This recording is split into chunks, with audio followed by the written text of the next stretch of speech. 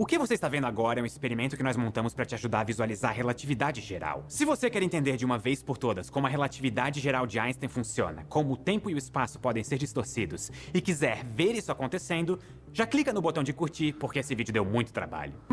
Salve, salve, rapaziada. E aí, como estamos? Ó, vamos assistir aqui, ó, o vídeo do Ciência Todo Dia.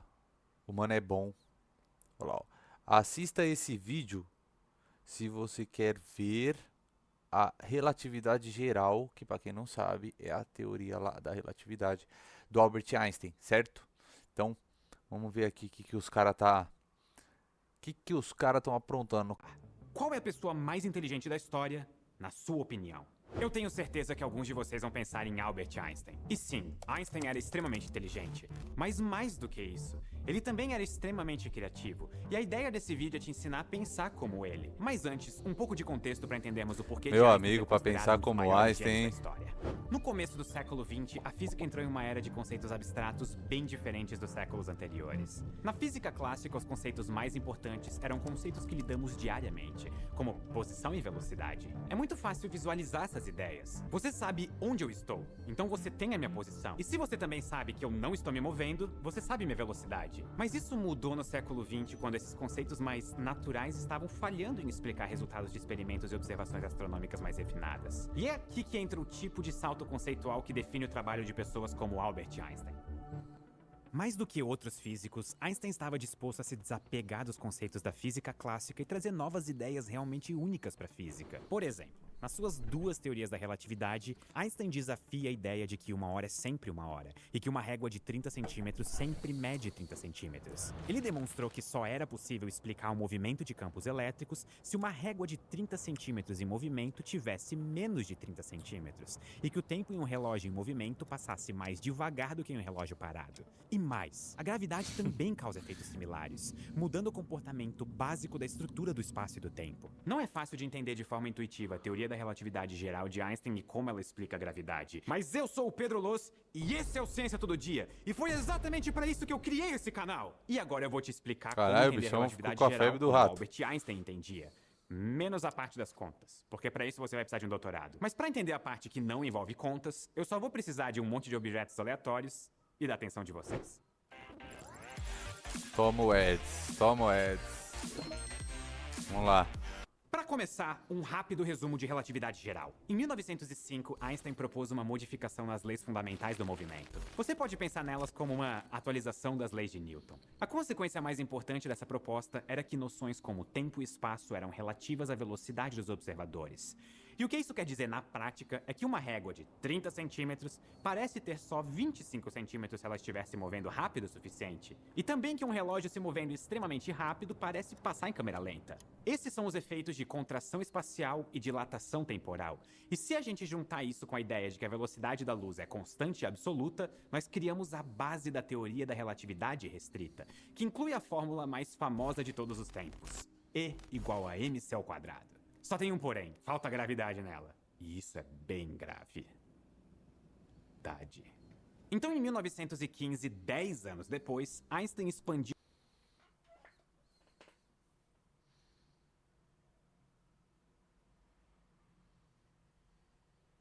Eu não vou rir, mas vamos respeitar a tentativa aqui, né? A sua teoria da relatividade para incluir a gravidade. E essa é a famosa teoria da relatividade geral. A base dela é que o próprio espaço e o tempo juntos formam uma estrutura quadridimensional que nós chamamos de espaço-tempo. Ou seja, para a relatividade geral, o mundo tem 4 dimensões, que você pode pensar como 4 direções: para cima e para baixo, esquerda e direita, para frente e para trás, e o tempo. Outra coisa importante é que a presença de objetos massivos altera a geometria, que é uma palavra técnica para curvas, do tecido espaço-tempo. E é essa curvatura alterada que é o que nós sentimos e chamamos de gravidade.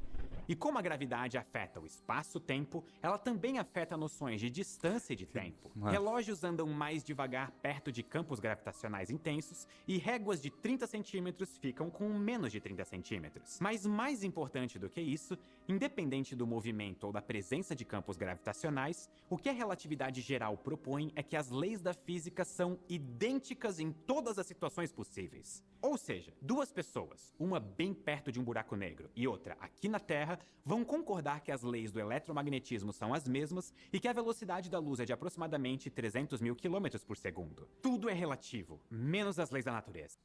Mas por que o tempo dilata? Eu vou mostrar isso usando essa bolinha fixa em um barbante. A bolinha pode se mover livremente indo para frente e para trás no barbante. Mas vamos imaginar o seguinte: a bolinha sempre se move com a mesma velocidade através do barbante. Vamos supor que com 1 centímetro por segundo. Ou seja, a bolinha nunca acelera ou freia. Ela sempre continua em um ritmo idêntico de 1 centímetro por segundo. Só que mesmo com a velocidade da bolinha estando fixa, ela pode mudar sua forma de se mover. Quando o barbante está perfeitamente na horizontal, todo esse movimento de 1 centímetro por segundo acontece na direção horizontal. Mas se eu inclinar o barbante, agora a bolinha passa a se mover na diagonal. O que isso quer dizer é que agora a bolinha está andando um pouco na direção horizontal e um pouco na direção vertical. A velocidade horizontal da bolinha agora é menor do que 1 centímetro por segundo, mas a velocidade total da bolinha ainda é 1 centímetro por segundo. O que aconteceu é que essa velocidade foi dividida em duas direções de movimento. Tá, mas o que isso tem a ver com relógios e dilatação temporal? Tudo! Você é essa bolinha. Você sempre tem a mesma velocidade através das 4 dimensões do espaço-tempo. A sua velocidade quadridimensional é sempre a velocidade da luz. Sim, você está se movendo na velocidade da luz agora! Espera, como assim se eu tô parado? Você esqueceu da 4ª dimensão. Nesse exato momento, você está se movendo pelo tempo com a velocidade da luz. Ou seja, você está se movendo pela 4ª direção do espaço-tempo com aproximadamente 300 mil quilômetros por segundo, o que equivale a viajar pelo tempo 1 segundo por segundo. A passagem do tempo é uma viagem através do tempo na velocidade da luz. E essa sua velocidade total nunca muda. Quando você se move pelo espaço, tudo que você está fazendo é inclinando a direção da sua velocidade, tipo o que eu fiz com a bolinha. Ou seja, se mover é só mudar a direção da sua velocidade quadridimensional. A sua velocidade quadridimensional ainda é a velocidade da luz, mas agora essa velocidade está dividida entre o seu movimento pelo espaço e o movimento pelo tempo. Você inclinou a sua direção de movimento. Irmão, tô entendendo razoavelmente, mas só de pensar nisso aqui, truta, o cara ele já tem que ser louco. No espaço-tempo e diminuiu a sua velocidade pelo tempo. Ou seja, ao se mover pelo espaço, a sua velocidade pelo tempo fica menor do que 1 segundo por segundo. Da mesma forma que uma bolinha inclinada diminui a sua velocidade na direção horizontal para ganhar velocidade na direção vertical. Nesse primeiro exemplo, nós já conseguimos extrair um insight muito interessante. Toda a matemática da dilatação temporal está conectada com a ideia geométrica da inclinação através do espaço-tempo. Isso não é um acidente. A teoria da relatividade de Einstein é fundamentalmente uma teoria geométrica. Então vamos visualizar como a gravidade causa dilatação temporal usando um elástico. Pegue esse elástico e marque pontos a uma mesma distância um do outro. Cada ponto no elástico vai representar a passagem de 1 segundo no tempo. A tensão no elástico representa a intensidade da curvatura que a gravidade causa no tempo. Quando estamos longe de uma fonte de gravidade, o elástico está relaxado e o tempo passa normalmente a 1 segundo por segundo. Agora imagine que nós começamos a nos aproximar de um buraco negro. Quanto mais intensa a gravidade fica, mais esticado o elástico fica e mais longe uma marcação fica da outra. Ou seja, mais distantes os segundos ficam entre si. A distância entre segundos depende do quão perto você está de uma fonte intensa de gravidade. E aqui um detalhe curioso. Enquanto 1 segundo fica maior, 1 centímetro teria ficado menor. Isso mostra que mesmo com o espaço e o tempo sendo direções, os dois ainda respondem de maneiras diferentes à mudança de gravidade. Que doideira, a relatividade irmão. geral não só representa o espaço-tempo como algo de 4 dimensões, mas uma dessas dimensões, o tempo, parece ser diferente das outras. E objetos massivos distorcem o comportamento dessas dimensões. E essa distorção geométrica afeta o caminho de objetos se movendo pelo espaço. Tudo afeta o espaço e o espaço afeta tudo.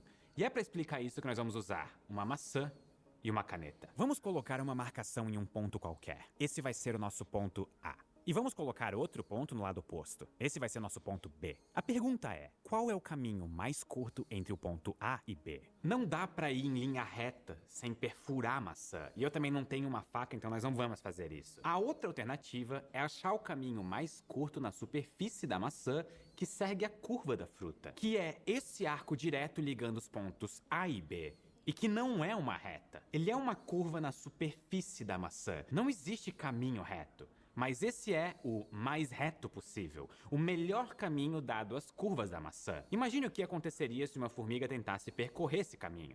Saindo do ponto A, ela começaria a andar em linha reta em direção ao ponto B. E para a formiga, pareceria que ela está andando sempre em linha reta, um passo de cada vez. Mas graças à curva da própria maçã, a formiga vai ser obrigada a fazer uma curva e nem vai perceber. Da mesma forma, quando nós viajamos de uma cidade a outra, nós contornamos a curvatura da superfície do planeta e não percebemos. Ou seja, de perto a Terra até parece plana. É só quando nós consideramos regiões maiores da superfície que a curvatura fica notável. E esse fato geométrico, que de perto tudo parece reto, é um dos princípios da relatividade geral. E o caminho mais reto possível também tem um nome especial, que é curva geodésica.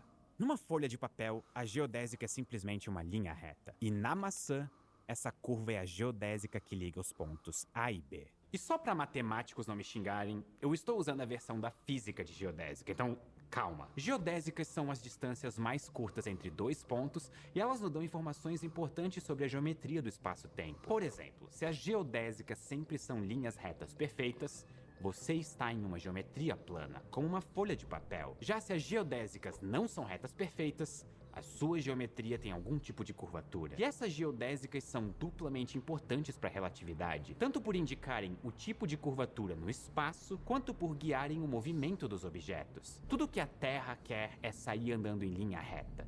Mas no processo ela acaba circulando ao redor de um vale formado pela gravidade do Sol. Da mesma forma, o seu corpo quer seguir a geodésica que leva até o centro do planeta, mas o chão te impede de cair mais. As geodésicas são os caminhos naturais pelo espaço, o caminho que objetos tomam quando não tem nenhuma força além da gravidade envolvida. E nós podemos ver isso com um experimento bem clássico, e tudo que eu vou precisar é de um tecido. Esse experimento é bem famoso e a gente pode fazer com qualquer tecido. O importante é esticar. E com o tecido esticado, eu vou colocar uma esfera no centro. Pode ser uma bola de futebol se você tiver em casa. A bola de futebol vai criar um vale no tecido, que é análogo ao vale que algo como o Sol cria no tecido espaço-tempo. Se eu jogar bolinhas menores, por mais que eu me esforce para que elas andem em linha reta, elas vão dar voltas ao redor desse vale. É assim que a gravidade funciona geometricamente. E aqui nós podemos até ser mais precisos. A bola curvou o tecido e definiu as geodésicas. E essas geodésicas determinam como as bolinhas menores vão se mover. Uma coisa importante que eu gostaria de chamar a atenção é que quando não temos nada em cima do tecido, ele é plano. As únicas dimensões são a largura e a altura do tecido esticado. Mas quando nós adicionamos um peso, o tecido curva para baixo, que aqui nesse exemplo funciona como se fosse uma dimensão extra. Ou seja, mesmo que o tecido pareça ter duas dimensões, a curvatura acontece em 3 dimensões. E da mesma forma, no nosso universo aparentemente tridimensional, a gravidade curva as 4 dimensões do espaço-tempo. A curvatura afeta tanto o espaço quanto o tempo. E essa é uma maneira muito boa de visualizar como a gravidade curva o espaço, enquanto o exemplo do elástico nos ajuda a visualizar como a gravidade afeta a passagem do tempo. Outra ideia muito importante da relatividade é a ideia de que a curvatura do espaço-tempo não afeta só a matéria, mas também a luz. Foi inclusive a observação de como a gravidade do Sol afeta a posição aparente de estrelas no céu que ajudou a comprovar a relatividade geral de Einstein. Inclusive, parte dessas observações foram feitas na cidade de Sobral, no Ceará, aqui no Brasil. E agora que nós entendemos que a presença de corpos massivos distorce o espaço e que objetos tentam seguir o caminho mais reto possível, nós finalmente podemos aplicar a mesma lógica para a luz. No espaço vazio, a luz se move em linha reta. Agora, quando um corpo massivo adiciona curvatura no espaço-tempo, a luz segue uma geodésica curvada. Toda essa descrição da geometria do espaço-tempo como um tecido está bem próxima do correto. Ela só ignora um detalhe que aparece em situações extremas. Além de se curvar, o espaço-tempo também pode se mover de forma significante. É como se o espaço-tempo fosse arrastado quando objetos pesados como buracos negros se movem por ele. E uma maneira boa de visualizar isso é imaginar que o espaço-tempo ao redor de... Esse bagulho aqui que passou aqui dá até uma agonia aqui, cara. Um buraco negro está escorrendo para dentro dele, como se fosse a água caindo por um ralo. Inclusive, vocês sabem qual que é a relação entre peixes e a luz caindo em um buraco negro? E não é uma piada. É uma analogia muito boa, por sinal. Imagine um rio que termina numa cachoeira e tem peixes nesse rio. Os peixes até podem nadar rápido, mas existe um ponto próximo da cachoeira em que a água está indo tão rápido, mas tão rápido, que os peixes não conseguem vencer e são puxados cachoeira abaixo. Ou seja, quando a velocidade da água supera a velocidade dos peixes que nadam nessa água, eles não têm o que fazer. Da mesma forma, o próprio tecido do espaço-tempo está despencando para além do horizonte de eventos de um buraco negro, mais rápido do que a própria velocidade da luz. E por isso não existe escapatória. Buracos negros são cachoeiras do próprio espaço-tempo. Todas essas maneiras de visualizar a relatividade que eu mostrei nesse vídeo podem parecer maneiras divertidas de entender conceitos complexos, mas na verdade elas são bem mais do que isso. A grande mensagem aqui é que a relatividade geral é fundamentalmente uma teoria geométrica da física, e ela tenta explicar o máximo possível usando conceitos de uma área conhecida como geometria diferencial. Do ponto de vista matemático, os experimentos do elástico esticado e dos pesos sobre o lençol são quase idênticos às contas que a relatividade geral tenta resolver. Ideias simples que revelam conceitos profundos. Eu gosto muito disso, porque essa é a base do método que Einstein usava para desenvolver suas teorias físicas. A própria relatividade geral de Einstein começou com uma reflexão simples, a de que uma pessoa caindo não sente o próprio peso. Ou seja, uma pessoa acelerando em queda livre não experiencia gravidade. Então gravidade e aceleração precisam estar conectadas de alguma forma mais profunda. E dessa ideia simples, nós podemos ir criando versões mais elaboradas para tentar decifrar como o universo funciona. E é justamente essa capacidade que o Einstein tinha de entender os elementos essenciais dos problemas que ele queria resolver que fazem dele um gênio. Einstein não tentava responder perguntas difíceis antes de saber responder as mais simples, mas igualmente importantes. Sim, talvez a versão final da relatividade geral envolva um refino matemático tremendo, mas todo esse refino surgiu de ideias simples, questionadas com uma curiosidade quase infantil. E eu não falo infantil para diminuir o valor dessa forma de pensar, mas para apontar que uma reflexão mais curiosa e menos crítica do mundo ao nosso redor às vezes nos leva mais longe do que nos portar como intelectuais que sabem de tudo. Às vezes, estar curioso e disposto a brincar com novas ideias nos leva mais longe do que estar certo. Irmão, o que eu posso dizer, né? Se inscreve aqui no canal, deixa o like, o comentário. E comenta aí se você entendeu alguma coisa ou não, certo? Um beijo no coração de vocês, tamo junto, aquele abraço e é nóis.